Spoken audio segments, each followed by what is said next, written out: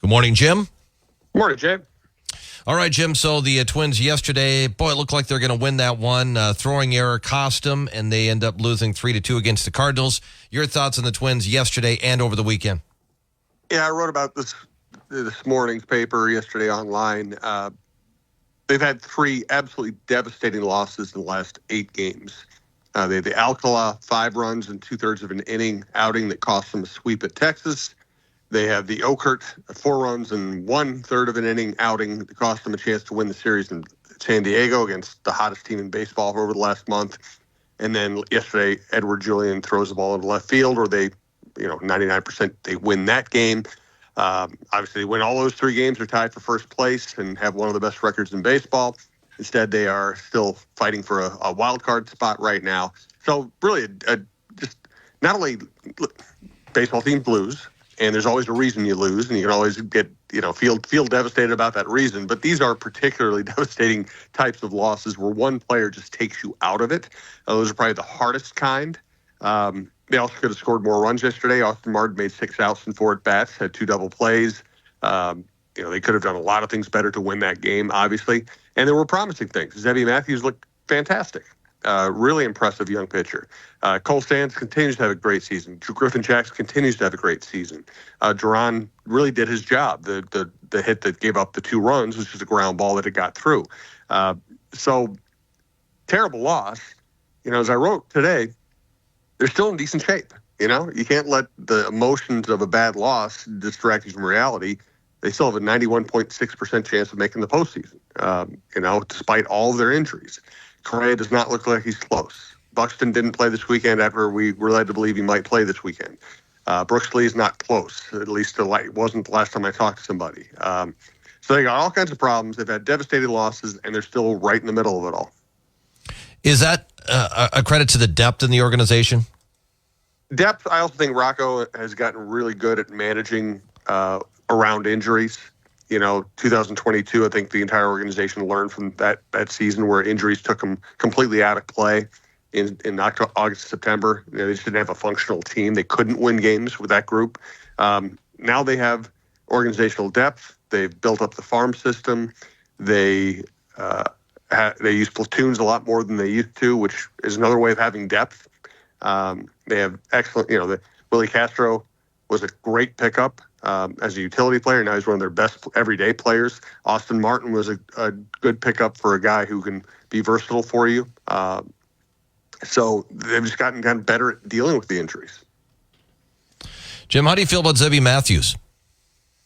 Man, so impressed. I mean, really, other than the one, he's had 3 major league starts now.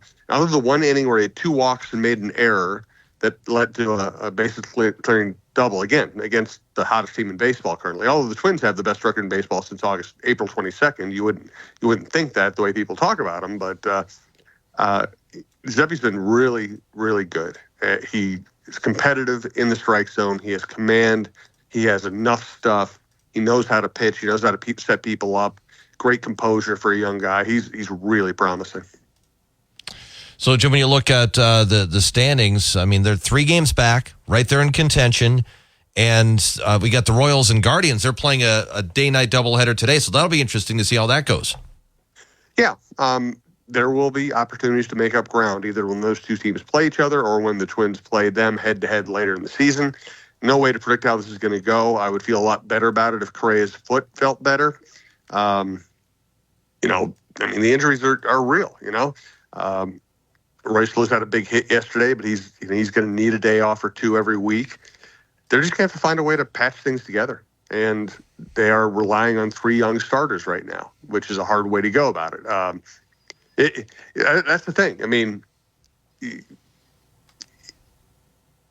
I'm actually kind of amazed that they're still in it, but they are still in it. They should make the playoffs.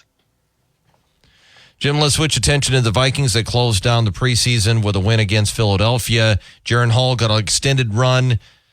Any chance that Jaron Hall figures it out and is a decent NFL quarterback? Is there a chance? Sure. He looked pretty good against Scrubs this weekend. At least he looked like he knew where to go with the ball. I mean, I still go back to that when him coming into Atlanta with Cousins hurt and actually playing pretty well last year. And then he looked horrible later in the season. So I don't know I don't know what to think of him, really. I don't know if you can trust him. He obviously threw for a lot of yards in college. He can throw the ball forward. He's fairly athletic. I still think he doesn't always make the right decisions in the pocket, reacting to the rush. I just think he's a project, realistically. And listen, we go through Vikings history and list 100 third-string quarterbacks who got people excited by playing against bad players in preseason games, and how many of them actually did anything? About 1%. Any thoughts on cuts? Yeah, I would actually recommend. Our beat writers did a piece today where they kind of listed what they think the roster would be, and they have a few differences of opinion at some different positions. Like, one of our beat writers thinks Nick Muse will stick as a tight end. Another thinks Tanyan's done enough to be a receiving tight end who kind of helps fill in for Hawkinson. Neither of them have Lewisine making the team. One of them has Dalton Reisner getting cut, and the other thinks he's going to make it. So it's kind of things like that. I mean, you're talking about the last 3 or 4 spots on the roster, people who probably wouldn't play unless there were some significant injuries. The Reisner one would be interesting if they cut him and ate the money. I just don't see Seen making this team. The other most interesting one, Andrew Kramer, one of our beat writers, he thinks Caleb Evans just isn't the right kind of player for this scheme and what they want cornerbacks to do. He could see a Caleb Evans getting cut. How about the depth at the cornerback position? Do they have enough of it? Well, now they do. I mean, if these guys stay healthy, you got 4 veteran cornerbacks. Completely. They brought in, they signed Shaq Griffin as a free agent. They bring in Gilmore late. They bring in Fabian Moreau late. Those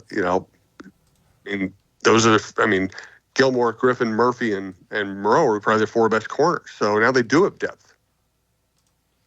Jim, the Gopher football team is going to start their season on Thursday at home against North Carolina. Is this going to be a big test for them? Drake May isn't there anymore, so it's not the test it was last time they saw him. It feels like, a somewhat evenly matched game. I'm looking up, who's favored in this game. I haven't actually looked that up yet. Early season football doesn't always do a lot for me. I'm more interested in the Gophers than anything else. It's going to be really, it comes down to, does Brosmer look like he's got it? And does he look like he's got it right away? That to me, early in the season, in the non-conference schedule, that's going to be the big test. Does it look like they have their quarterback? Tyler Nubin, probably their best defensive player last year, has moved on to the NFL. Are they going to be good enough defensively to hang with teams? I don't know. Got to see more. We just haven't seen anything. We haven't watched a preseason. We haven't watched any. So I don't know how good they are defensively. They're really going to be tested by the schedule. If they're not, if Brosmer doesn't play well, if they can't throw the ball, if they're not dynamic offensively, I just don't know how they're going to hang with half the teams on the schedule. To me right now, this looks like, close to a 500 season, even with a couple of easy victories on the schedule.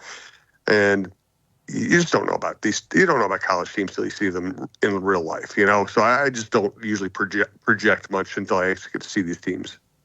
Jim, speaking of non-conference schedules, the Gopher men's basketball team might have the softest non-conference schedule I think I've ever seen. Is Ben Johnson, I would assume that he's, having a big role in scheduling these non-conference games. Your strength of schedule is a big determining factor if you want to be a tournament team, but I guess if you're just looking for cheap wins, you could do that too. Yeah, and, he might be looking at it as, if he has a bad record on his resume, he might get fired. He also might be looking at it as he's piecing this team together. He's bringing in transfers from all over the place, and he needs time to have these guys start playing well together. He needs them to have a ramp up toward the Big Ten. And the reality is, if you play well in the Big Ten, if you finish above 500 in the Big Ten, you're probably going to go to the tournament no matter what your strength of schedule is. So he's probably looking at it that way. Jim, is this just going to be commonplace now, though? With changing rosters up pretty significantly every year, as long as college basketball and football is structured the way it is. Yeah, and I've always said it's it's the right thing to do. I mean, college student athletes should have full rights like everybody else to go where they want and go to school where they want. But it's not really good for the game, you know? And it's one of the reasons I'm just not that big a college sports fan. I mean, I like the big moments. I like, Final Four. I like things like that. I like the college football championship game. But it's really just not a fair system under any circumstances. The bigger, richer schools get to dominate. They get the best coaches. They get the best players. They have the most money. They have the biggest recruiting budget. I mean, it's just not a fair. These aren't fair sports. Jim, the Minnesota Lynx, 2 wins over the weekend. They beat Vegas again on Friday. Then they knocked off Indiana on Saturday. They retired Maya Moore's number. Your thoughts on the Lynx? Probably the best week in Lynx history since 2017 when they last won a championship. They come out of the Olympics with Reeve and Collier winning a gold. They have 3 games in 4 days, 2 of them against defending champs, 1 on the road. And then they have to play a back-to-back against a team that hasn't played in a week and has been playing very well lately with Caitlin Clark. And they win all 3 games. They move right up next to the second-place team in the standings. They create separation with Vegas in the standings. And they retire Maya Moore's jersey on a night when Caitlin Clark is there talking about how she idolized Maya Moore. And they have the second largest attendance in franchise history, largest regular season attendance in franchise history. It was a spectacular week. All right, Jim, what do you got in your podcasts? Full slate is up at TalkNorth.com. Viking Update Show. Jeff Diamond's Vikings and NFL Insider. Russo on hockey. Kevin Gorg on hockey. Mike Grimm on the Gophers. Randy Shaver on high school football. John Krasinski on the Wolves. John Millay on Preps. Don Mitchell, really cool interview with William Sawalich, the driver from Eden Prairie. Everything's at TalkNorth.com or on your favorite podcast app. All right, Jim. Thank you. We'll talk to you again tomorrow. Thanks, Jay. It's Jim Souhan, Star Tribune sports columnist, joining us each weekday morning at this time. Follow him on Twitter at SouhanStrib. Check out his latest column in the Star Tribune or his podcasts at TalkNorth.com. Jim, once again today, brought to you by the Green Mill in downtown St. Cloud. Dream Getaway 80, first code word of the day is egg. Simple one, EGG, egg. Type that in. You can win a vacation of a lifetime. First code word of the day is egg, EGG. Dream Getaways on WJON are brought to you by Burrs Travel, SB Restoration, and Scotty's Exteriors, Burnix, really cool living furniture store, and Professional Mechanical Services. News from ABC's next on WJON.